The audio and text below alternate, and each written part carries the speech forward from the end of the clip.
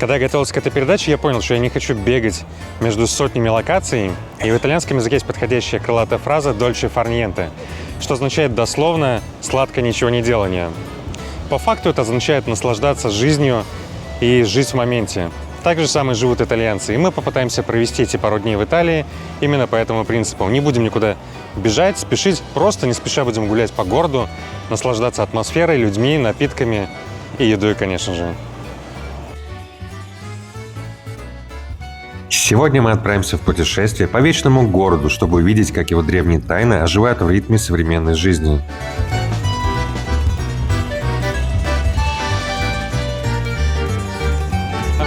Сносит с места просто вообще нереально.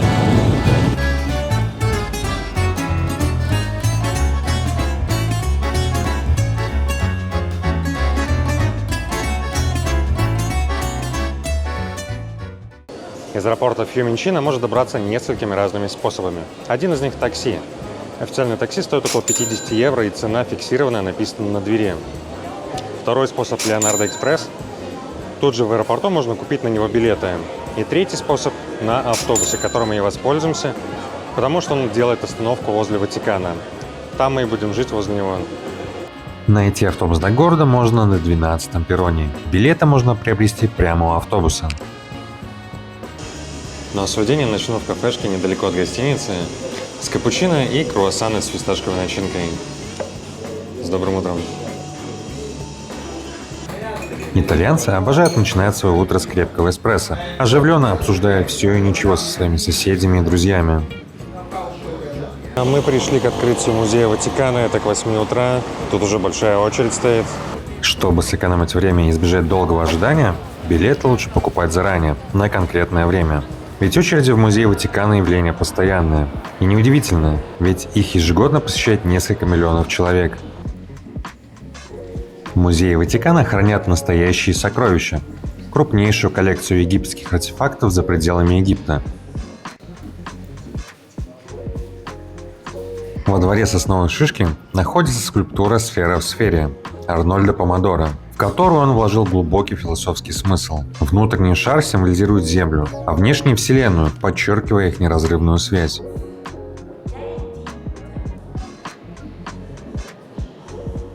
Изначально Ватиканские музеи были открыты только для Папы Римского и его гостей.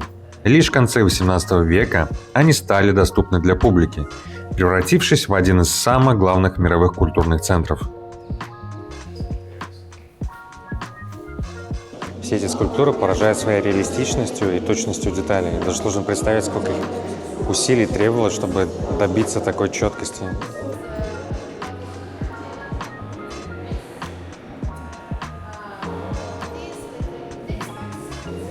Поразила реалистичность и выразительность фигуры. Это сатир, несущий на своих плечах мальчика Диониса.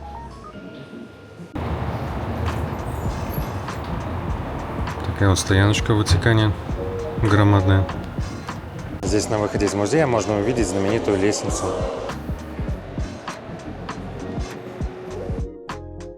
Давайте расскажу, как я покупал билеты. Самый дешевый и самый простой способ – это зайти на сайт Музея Ватикана и там купить билеты, допустим. Прям один посетитель, абстрактно. 13 февраля, Музей Ватикана, одиночка. И что он нам показывает? Сикстинскую капеллу. И мы видим взрослый билет 20 евро, детский 8, плюс 5 евро налог на роскошь. Но то мы видим единственное доступное время на 8 утра. В принципе, очень хорошо, потому что будет меньше людей и спокойнее можно будет ходить. Есть еще другие сайты, такие как Get Your Guide, но там будет цена уже чуть-чуть подороже, 32 евро, 33 евро на Tickets. И здесь 39 евро, но пишет, что с быстрым входом. Такие вот пирожочки. Также на сайте Get Your Guide можно найти различные мастер-классы по приготовлению еды или билетов в Колизей и другие интересные места. Я абсолютно не рекламирую этот сайт, он просто удобен для туристов. А дальше мы плавно переходим в очередь у собора Святого Петра. Для успешного пункта досмотра мы направляемся в собор Святого Петра. В воскресенье здесь проходит месса, и для этого тут установлено много стульчиков.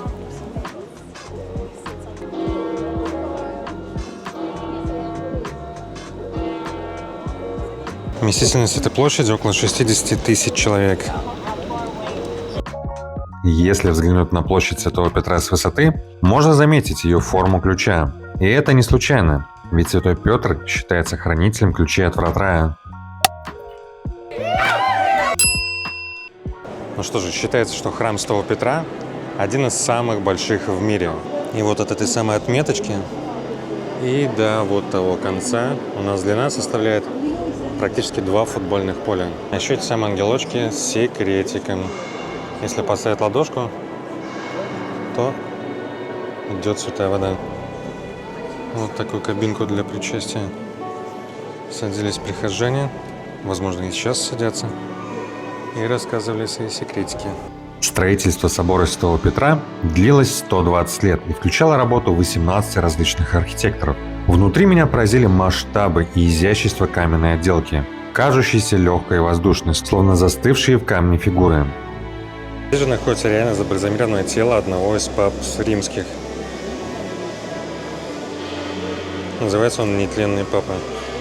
Особого внимания заслуживает бронзовый балдахин высотой 27 метров, что сопоставимо с 9-этажным зданием, созданный из бронзовых плит, снятых и переплавленных с пантеона. Также величие собора подчеркивается высотой его купола, достигающего внутри 119 метров.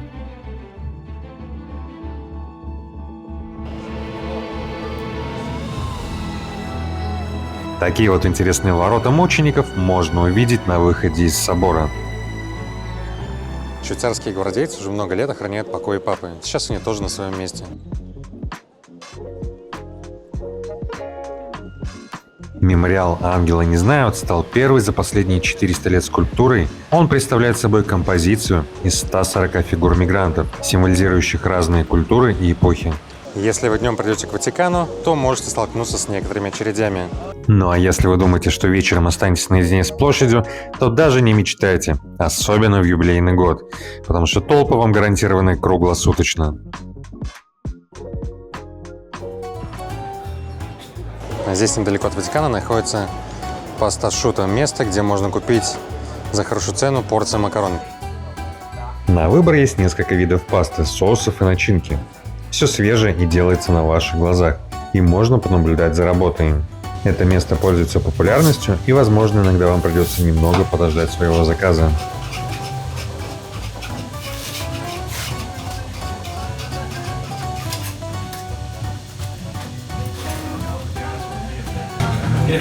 Вот такую мы взяли карбонару.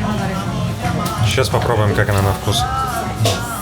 Попробовав макароны, могу сказать, что они были вкусные, порция была большой, очереди до сих пор сохранились большие.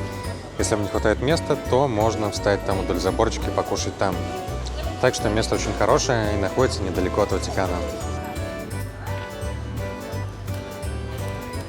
Напротив этого желтого здания находится церковь Сан-Игнасио. Туда мы и пойдем.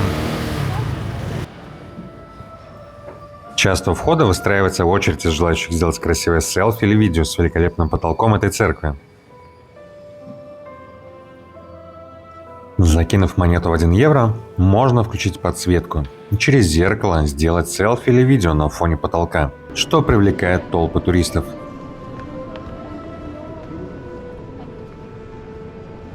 Напишите в комментариях, как вы думаете, сколько же там набегает денег за весь год?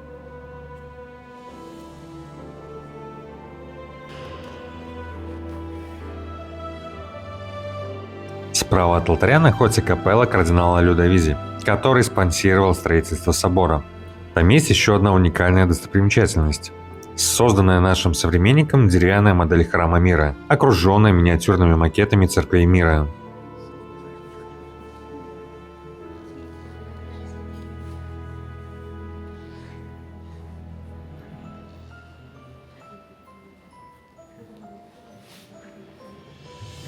Есть еще в этой церкви уголок, где разложены фотографии и личные вещи разных людей. Я с таким еще не сталкивался, и напишите, может быть, в комментариях, для чего это делают и кладут фотографии людей.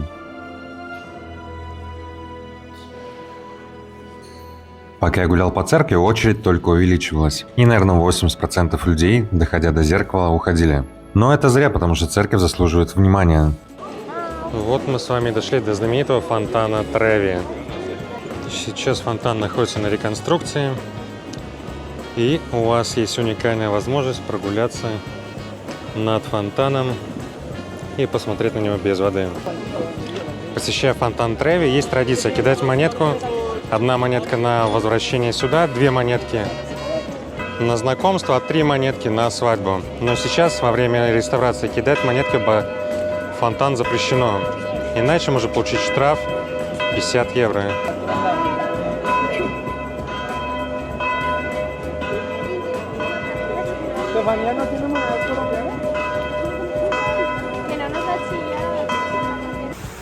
Но не переживайте, в скором времени он вернется к своему привычному виду.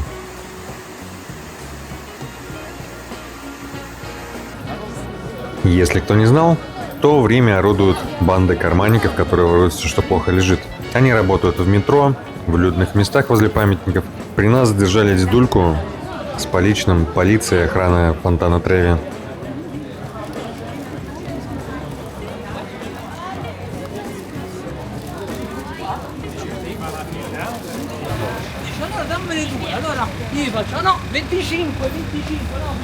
Такие вот развалы можно встретить тут. Стихийные рынки. Можно что-нибудь задешево купить и стать моднее. Например, свитер такой. Оп.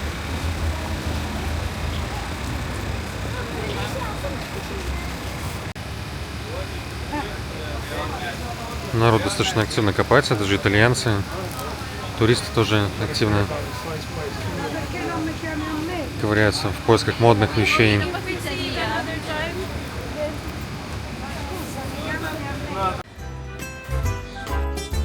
Всем доброе утро. Наша любимая рубрика «Рынки мира». Сейчас мы находимся в Риме, на одном из рынков города. 7 утра он только открылся. Давайте походим по прилавкам, посмотрим, что можно найти, присмотреть. Я сразу не заметил, но потом увидел то, что прилавки выкрашены в разные цвета, в зависимости от ассортимента. Можно походить и продегустировать различную еду. Но нужно учитывать, что работает он с 7 до 2 часов дня, кроме воскресенья. Этот рынок ценится относительно недорогими ценами при очень хорошем качестве продуктов.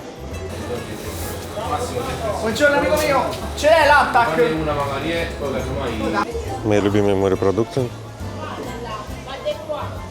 Здесь есть все, от сыров до овощей, фруктов и свежайшей рыбы. Ну, лисички 25 евро за килограмм, нормально. Буонgiorno.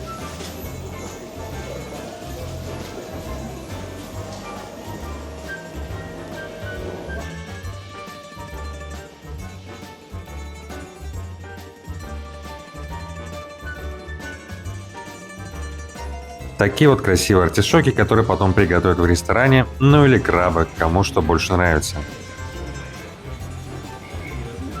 Такая вот голова тунца у нас на прилавке привлекает туристов, как я.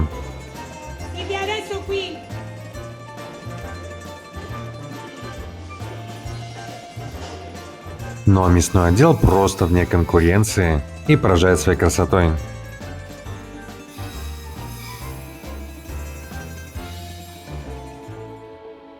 Как говорится, все дороги ведут в Рим. Вот и мы добрались до его сердца в Колизее.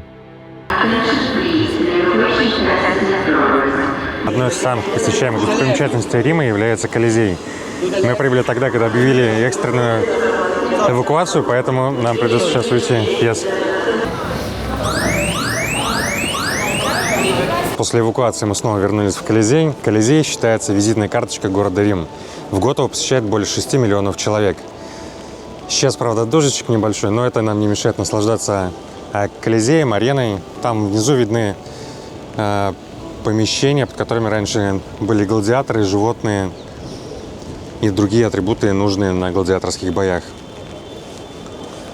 За время всех боев, которые происходили здесь на арене, по разным оценкам было убито от 400 тысяч человек. Животных было убито более 1 миллиона. Размеры арены поистине поражают. Она была построена в 1 веке нашей эры. И на тот момент, по разным оценкам, она вмещала от 50 до 60 тысяч человек. Даже некоторые современные стадионы не могут похвастаться такой вместительностью. Отсюда с балкона открывается поистине красивейший вид.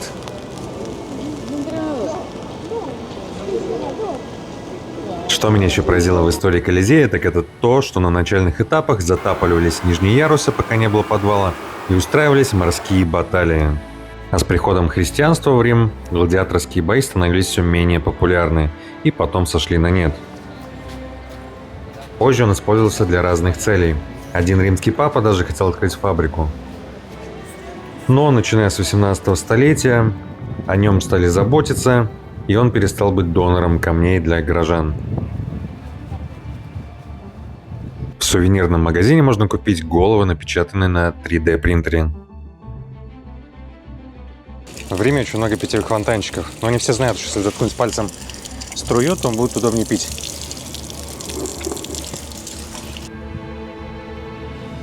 По билетам в Колизей можно дойти до Римского форума и забраться на Платинские холмы, откуда открывается прекраснейший вид на город.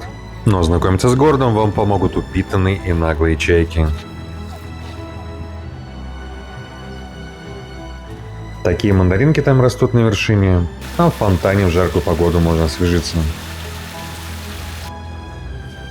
А это остатки языческого храма Венеры и Ромы, некогда самого большого храма Древнего Рима. Ну и лучше на такие объекты, как Колизей либо Римский форум, идти с утра к открытию, во избежание больших очередей. Если вы будете жить недалеко от Колизея, то сможете убедиться, что вечером он выглядит еще более величественно.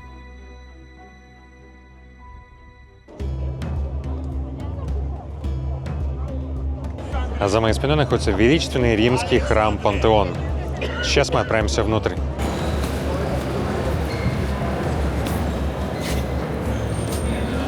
Камень из красного порфира, как называется вот так же императорский камень. На него падал свет в день рождения Рима 21 апреля. Через окулус в центре купола солнечный свет падал прямо на вход храма, в котором стоял император на этом камне и освещал его персону. Вы спросите, а как же дождь? Дождь, конечно же, попадает внутрь храма. Для этого предусмотрена дренажная система. В центре храма находится так называемая клоака максима. Это дренажная система, в которую попадают все осадки и стекают в канализацию. Тут рядышком еще есть такие. Вообще меня поражают швы. Они настолько маленькие и Тонкие, то что не в каждой новостройке в современном мире можно и встретить такие.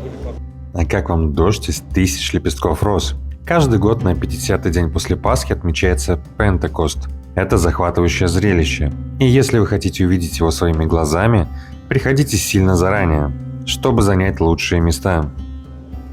Этот древнеримский храм, которому более 2000 лет, уникален тем, что его интерьер сохранился практически в первозданном виде. В свое время здесь были представлены все главные божества Древнего Рима. Храм уцелел благодаря тому, что был подарен Папе Римскому, что уберегло его от разграбления на стройматериалы. Пантеон сегодня является местом захоронения многих выдающихся личностей Италии. Захватывает история любви Рафаэля и дочки пекаря Форнарины. Она стала его идеалом красоты и лицом многих его произведений, таких как «Сикстинская Мадонна», «Дама с вуалью» и другие. Их отношения были тайными, что объясняет его отказ от брака с Марией Бибиеной, которая скоропостижно скончалась перед их все-таки согласованной с датой свадьбы. Может быть, поэтому бюст жены пустует рядом с ним. Но Рафаэль завещал своему ученику установить над могилой статую Девы Марии с лицом Маргариты. Вот эти вот ворота, они тоже оригинальные, им более 2000 лет. Видите, как хорошо сохранились. Расскажу мне большую хитрость. Видите, эта очередь такая тут находится. Можно в ней не стоять, а пойти вот туда, слева от входа находится тикет-офис, где можно купить за наличные билетик и не стоять в очереди. Чувачки с цветами ходят. Мы пришли с вами на площадь Наоны. Здесь такая движуха вечером происходит. И танцуют. Сейчас покажу. Панда за моей спиной такой смешной. Привлекал мое внимание. Единственное, сейчас все загорожено заборами, и Рим готовится встретить свой юбилей в 2025 году. Но обязательно приезжайте в 2025 году, здесь будет все намного красивей. А сейчас мы собираемся на мастер-класс по готовке еды.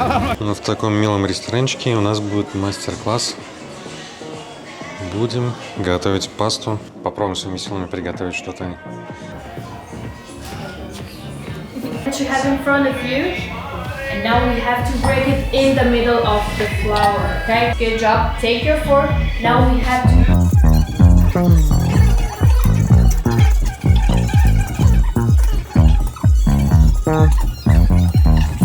Keep doing it, okay? You will get a doughy consistency, then we can use our hands. But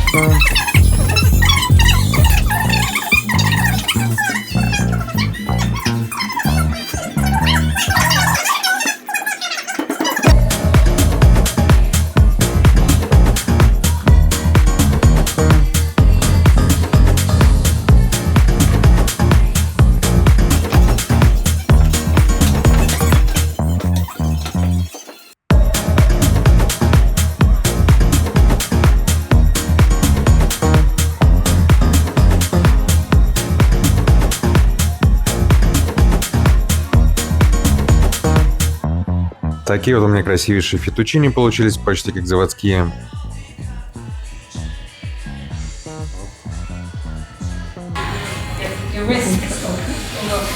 А тут я пытаюсь свернуть их в комок, чтобы отдать свариться. Вот такое блюдо у нас получилось. Фетучини. Сейчас их отварят с соусом, потом подадут нам. Нас рассадили по столикам, и первый приносит брускеты. Можно заказать вино, воду и еще что-нибудь. Вот такой у нас вид. Красивый на площадь. Можно насладиться. Вот и дождался я наконец свою порцию фетучини карбонара. Вот такая большая вкусная порция. Надеюсь, очень вкусная. Приятного аппетита. Такая вот порция у меня получилась и была достаточно вкусная. И приятно осознавать, что сам сделал эту пасту. Напоследок дается вот такой шотик лимончелло. По пути домой увидел ресторан, где люди могут вживую посмотреть, как вручную катают для них пасту.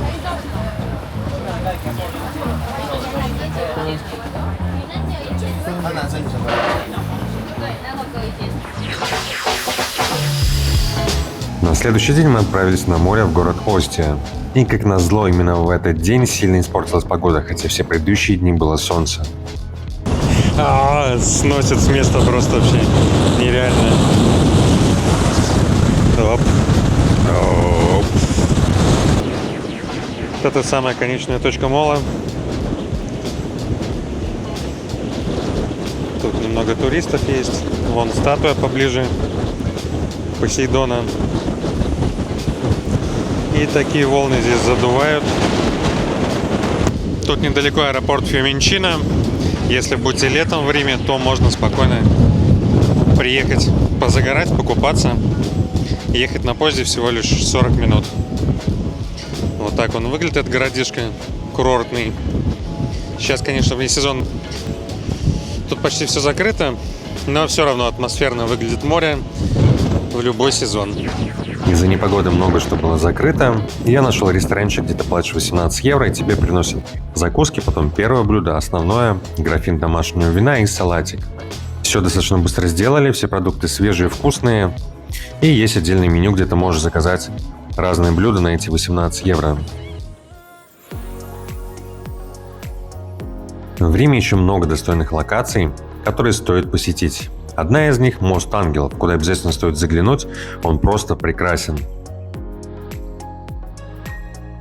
Еще одно место – Алтарь Отечества или памятник Виктору Эммануилу II.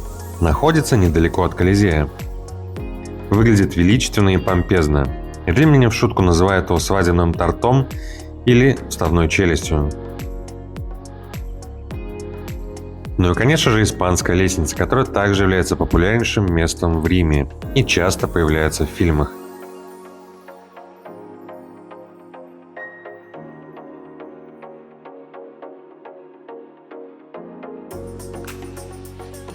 Большое спасибо за ваше внимание. Надеюсь, вам понравилось. Будем рады лайкам и комментариям. И до скорых встреч!